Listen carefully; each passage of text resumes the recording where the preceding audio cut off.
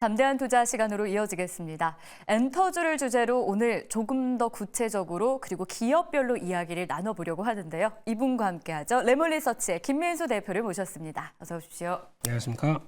네, 대표님 오늘 엔터주가 모처럼 만에 강세를 보입니다. 하이브의 경우에는 오늘만 오른 건 아니고 6거래일 연속 지금 상승세를 보였는데 그러네요. 맞죠? 세고 있었습니다. 제 숫자를 잘 셉니다. 네, 예, 예. 네. 근데 이게 사실 반도체나 뭐 제약바이오 강세에 좀 묻혀 있었던 것 같기도 한데 오늘 유난히 부각된 이유 간략하게 그거부터 좀 들어볼까요? 네, 시장에 좀 오해가 있었던 것 같고요. 네. 예, 특히 엔터주 입장에서 이번에 1분기 실적이 별로 기대감이 없었습니다. 근데 그중에 가장 큰 게 워낙 작년에 잘했기 때문에 네. 작년 1분기가 잘했기 때문에 이번 1분기에 보통 한 30% 정도는 다 영업이 줄을 것이다 라고 바라보는데 그중에 핵심이 음반 판매량이었죠. 네. 음반 판매량이 빠지는 부분들이 중국 쪽에서 약간 공동구매로 나왔던 이 음반 판매량이 확 줄어들 걸로 생각하다 보니까 이거 별로일 것이다 라고 예상했는데 의외로 나온 데이터 보게 되면 한 몇 개월 정도 줄다가 11월 달부터 다시 쭉 올라오거든요. 그러면 실적에 대한 기대감이 그렇게 많이 꺼지진 않을 텐데 그러다 보니까 시장에서는 많이 또 IT 가고 뭐 반도체 가고 네. 2차전지 가고 하다 보니까 소외됐던 측면들이 빠르게 그 빈 자리를 좀 차지하고 있는 현상이 아닌가 생각되고 있습니다. 아, 그러면 이제 업체별로 하나씩을 좀 들여다봐야 될 것 같아요. 하이브가 어쨌든 오늘장에서 가장 강합니다. 그 이유가 여러 가지 언급이 되고 있는데 하나씩 볼게요. 먼저 아티스트들의 활동이 본격적으로 재개될 것이다라는 분석들이 나오는데요. 네. 보니까 BTS 진이 가장 먼저 제대를 또 하더라고요. 그렇습니다. 네. 싱글 앨범은 제이홉도 군대 이 자료가 있어요, 제가. 네. 진이 6월 12일에 제대 예정이고요. 네. 제이홉이 10월 17일에 제대 예정입니다. 팬이에요. 근데 그 전에 싱글 앨범이 나온대요. 네. 그러다 보니까 이게 그 군인인데 이렇게 하면 이제 군가 부릅니까? 이러면 안 되고요. 예, 근데 이런 쪽에서 싱글 앨범 나오기 시작하면서 또 여전히 활동을 한다. 근데 내년 가게 되면 완전체로 다 나오겠죠? 벌써 군대에 다 갔다 오네요. 그 벌써라는 단어는 군대 간 사람한테 하면 안 되더라고요. 아이고 죄송합니다. 예, 심했습니다. 예. 그래서 그렇게 나오기 시작했었을 때 나오는 또 완전체는 BTS가 대기하고 있는데 네. 그 중간중간에 하이브의 여러 가지 활동들은 아이돌들의 활동 등은 계속 이어지고 있고 예, 그런 흐름을 했을 때 이제 뉴진스가 이제 데뷔가 4월 17일인가 되는 걸로 알고 있는데 데뷔 다시 한번 컴백을 네. 어디서 하냐면은 도쿄돔에서 합니다. 컴백을 그래요? 도쿄돔에서 뭐 몇만 명 되는 쪽에서 하기 시작한다 그러면 그만큼 많이 컸구나 생각이 되고 있는데 뉴진스 동생급이 하나가 나옵니다. 맞아요. 벌써 3월 25일인가 나왔는데 나온 지 얼마 안 됐는데 벌써 앨범 판매량이나 유튜브 조회수 보게 되면 막 1200만 이게 아일릿이란 그룹인데요. 5명 나오기 시작하면서 또 의외로 하이브가 잘하네라고 하는 현상이 나오다 보니까 기대감들이 이제 빈자리를 계속 채우는 과정들이 나온다고 봐야 될 것 같고요. 게다가 또 어제 나왔던 얘기는 유니버설 뮤직과 협업한다라고 그러면 조금 더 소속 가수들을 훨씬 더 이제 효과적으로 또 시장에 어떤 데뷔를 할 수 있는 이런 과정들이 나온다라고 하게 되면 이것도 하나의 또 긍정적인 모습이라고 봐야 되겠죠. 네. 그리고 또 하나 위버스 관련한 내용도 체크를 해야 될 것 같고요. 무엇보다 이 엔터사들은 무형 자산이라고 저희가 표현을 하잖아요. 네. 뭐 소프트웨어, 산업재산권, 건설 중인 뭐 이런 무형 자산들이 있는데 이 비중이 굉장히 높다라고 해요. 보유 IP 성장성을 좀 체크해 봐야 될 것 같아요.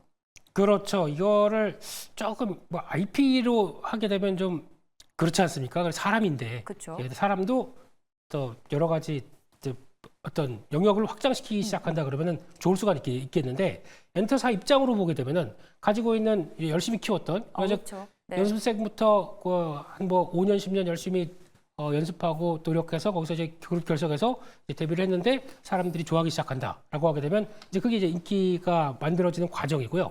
그렇게 되면은 엔터사 입장 쪽에서는 그동안에 들어간 비용이라고 생각하겠죠. 그거를 이제 활동을 통해서 수익화되는 과정들을 나왔었을 때 이 아이돌들이 물론 이제 공연하고 앨범 내고 하면서 나오는 과정들도 있겠지만은 더 중요한 거는 또 약간 뭐 연기 영역이나 아니면 또 뮤지컬이나 이런 식으로 또까지 확장돼가는 과정들도 또 하나의 IP를 넓혀가는 과정이라고 봐야 될 것 같고 그런 쪽에서 예전 같은 경우는 단순하게 어떤 수익원을 하는 모습들이 그냥 음반 판매하고 공연밖에 없었다라고 하게 되면 거기서 확대되기 시작하면서 또 위버스라는 쪽에 네. 어떤 플랫폼을 통해서 성과를 내올 수도 있겠고 거기다가 또 나오는 굿즈 판매도 또 연결될 수가 있겠고 그런 식으로 다양한 쪽으로 확장이 되기 시작하는 변화가 나오다 보니까 엔터사 입장 쪽에서는 이제 수익원들이 다양해졌다라는 쪽으로 보여지고 있는 상황들인데 그중에서 말씀하셨던 위버스 같은 경우는 지금 모델이 DOU 같은 경우도 있죠. 네. 네, 그래서 지금 기존에 보유하고 있는 아이돌들을 팬덤을 연결시키는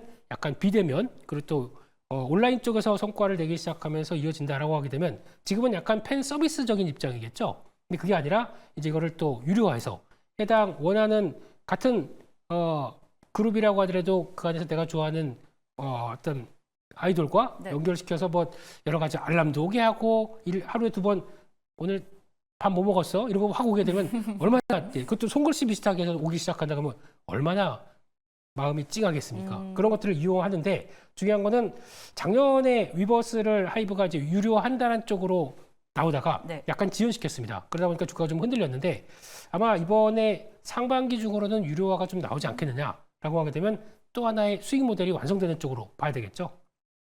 수익 모델이 완성된다면 실적을 견인해줄 가능성이 높다는 거잖아요. 빙고입니다. 그럼 주가는 어떻게 될까요? 전략을 좀 잡아야 될 것 같아요. 이렇게 큰 그림에서 보니까요. 네. 22년도, 21년도 말 요때 주가가 42만 원이었고요. 네. 1년이 지나니까 10만 원 떨어져서 31만 원으로 내려옵니다. 그리고 또 지금까지 오늘날까지 왔더니 22만 원, 그러니까 1년 단위로 10만 원씩 지금 떨어지고 있는 상황이거든요. 네. 지금 자리를 저점으로 보고 들어가 봐도 괜찮을까요, 하이브? 참 적나라하게 얘기를 하셨네요. 네. 매년 10만 원씩 빠졌다. 예. 근데 그게 과거 대비해서 이제 IPO가 들어온 다음에 프리미엄이 좀 사라지는 구간이라고도 봐야 되겠죠. 그러면 이제 지금부터는 프리미엄은 좀 사라졌는데 그러면 그만큼 그때보다는 훨씬 더 사라진 프리미엄 대신에 실적으로 얘기를 한다. 라고 하게 되면 다시 회복하는 국면들이 들어가겠죠. 그런 쪽에서 봤을 때 일단 가장 중요한 건 BTS의 완전체가 들어오면서 얼만큼 기여를 하겠느냐라는 쪽인데 그건 대기하는 상황들이고 그럼 그걸 기대감을 또 앞세운다라고 하게 되면 지금은 또 과정이 회복하는 주가에 회복하는 과정을 좀 느낄 수가 있겠죠. 그런 쪽으로 봤었을 때 지금은 일단 올라오다 보니까 관심이 높아지지만 이럴 때도 딱 따라가게 되면 단기적으로 내가 생각이 또 고점이 될 수가 있습니다. 그렇기 때문에 눌림목을 이용하자라는 쪽인데 그거는 조금 있다가 또 언급이 될 때가 있을 겁니다. 네, 그때 한번 잠시 말씀드리겠습니다. 후에. 네. 알겠습니다. 눌림목을 일단 이용하자라는 하이브에 대한 주가 전략을 주셨고요.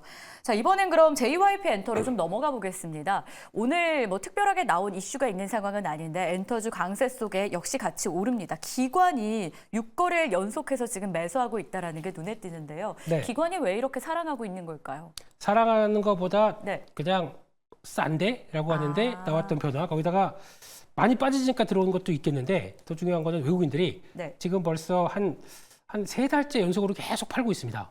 그러다 보니까 외국인들의 그와 함께 주가가 빠졌다라고 하게 되면 약간 빈집 효과를 기관들이 노리는 거겠죠. 그런 쪽에서 매수가 들어오는 과정 쪽에서 봐야 되겠지.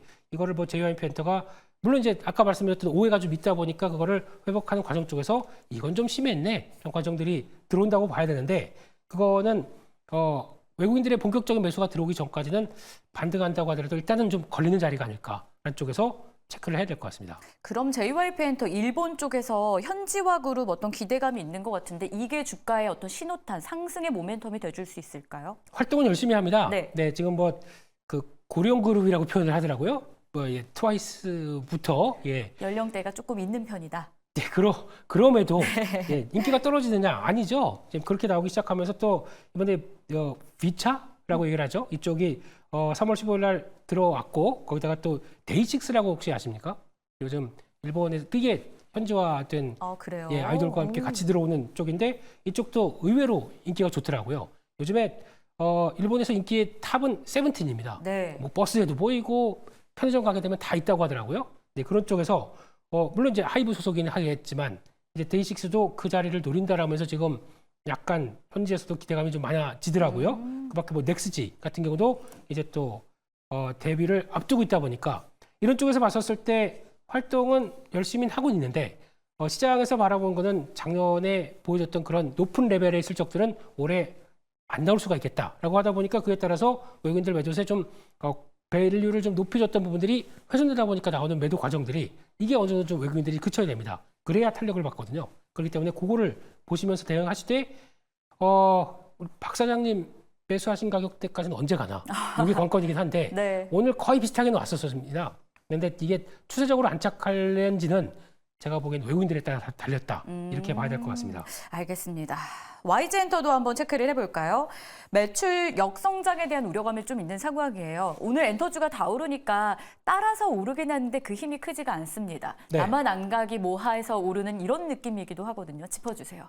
네, 약간 좀 따라가야죠. 따라가다 네. 보니까 어제 SM이 제일 강했고요. SM은 실적 대비해서 가장 주가가 빠지다 보니까 저평가의 느낌이 나서 빠르게 움직이는 것 같고 YG엔터도 지금까지 블랙핑크와 관련된 쪽에 말은 많았지 않습니까? 그렇죠. 근데 뭐 개별 활동은 되는데 단체 활동은 되는데 개별 활동이 안 된다 뭐 이런 쪽으로 말이 많다 보니까 위축이 좀 심했었는데 1분기 실적이 한 37% 줄을 걸로 예상을 하고 있습니다. 이 부분이 그만큼 안 좋은지 좀 체크를 해야 될 것 같고요.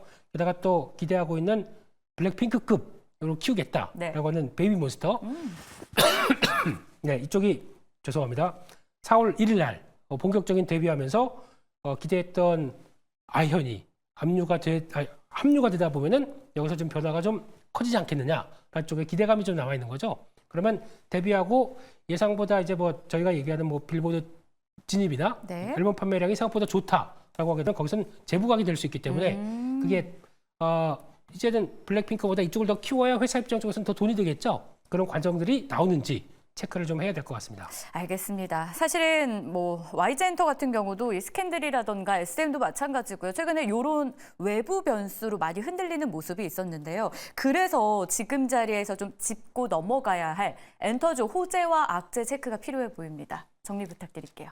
앞서 말씀드린 거 그대로입니다. 네. 그래서 앨범 판매에 관련된 쪽은 회복이 돼가는데 그게 좀 시장에는 반영이 안 돼 있다라는 쪽과 함께 실적이 이제 뚜껑을 열어봐야 되겠죠. 근데 그만큼의 안 좋은지 확인하고 오히려 안 좋다고 생각했는데 쭉 그 정도까지 나왔다. 네. 불확실성 해소로 나오겠죠. 그런 관점들도 있겠다라고 봐야 될 것 같고 역시나 그룹들은 활동 계속한다라는 쪽에서 수익성 회복에 대한 기대감은 올해 또 지켜봐야 된다라는 쪽에서 실적 뚜껑 열어보자 이런 식으로 보셔야 될 것 같습니다. 알겠습니다. 그러면 탑픽 넘어가 볼까요? 가장 기다리고 계시는 시간일 것 같은데요. 가격 전략까지 주시죠.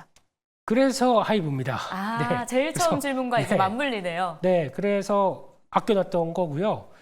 지금 뭐 과거의 다른 이제 기업들보다 훨씬 더 하이브가 좀 잘하는 그래서 보강시켜가는 국면들이 훨씬 더 좋다라고 하게 되면 일단 전략적으로는 직전 고점대가 바로 들어오다 보니까 약간 고민스럽습니다. 여기서 따라가기에는 아무래도 그냥 쭉 올리기에는 좀 부담이 될 것이다라고 보게 되면 아마 직전 고점대에서 물량 소화하는 과정들이 좀 나오겠죠. 그런 쪽으로 봤을 때 적어도 22만 원대 위쪽보다는 그 아래쪽에서 대응하시는 게 그래서 단기 동평선이 따라오는 정도까지 해서 그 정도에서 잘 지지하는지 보고 대응하는 게 최소한 대응할 게 맞지 않느냐라고 하게 되면 따라가지 말고 네. 눌릴 때 사자라는 쪽으로 보셨으면 좋겠고요.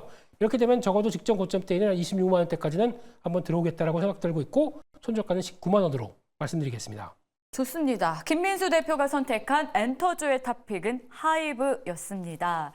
올라갈 가능성 높은 상황이고요. 눌림목에서 공략하자라는 전략, 목표 주가 26만 원, 손절 라인은 19만 원 제시해 주셨습니다.